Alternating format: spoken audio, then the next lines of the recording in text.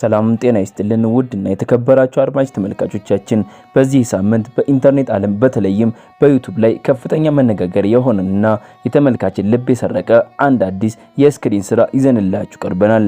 ቃል የተገባለትን ታማኝነትና በሚስጥር የተሞላውን የፍቅር ጉዞ የሚያሳይ ቃል ኪዳን የተሰኘው አዲስ ሙሉ የአማርኛ ፊልም በዚህ ሳምንት በማርካን ኢንተርቴይንመንት ይፋዊ የዩቲዩብ ቻናል ላይ ለተመልካች በቅቷል።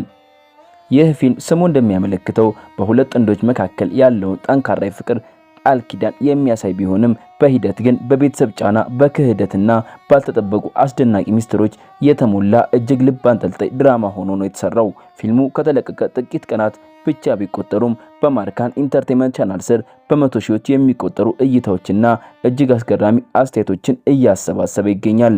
ተመልካቾች በተለይም በፊልሙ ጥራት በተዋናዮች ድንቅ ብቃትና ማራኪ በሆነው የካሜራ ቅንብር ሲኒማቶግራፊ መደመማቸውን እየገለጹ ነው። እናንተስ በማርካን ኢንተርቴይንመንት በኩል የቀረበውን ይህንን አዲስ የቃል ኪዳን ሙሉ ፊልም ተመልክታችሁታል? የፊልሙ መጨረሻስ እንዴት አገኛችሁት? ያላችሁን ሐሳብ አስተያየት በኮሜንት መስጫው ላይ አጋሩን። ለዚህ ቻናል አዲስ ሆናችሁም ሰብስክራይብ በማድረግ የዚህ ቻናል ቤተሰብ ይሁኑ። ሰናይ ቀን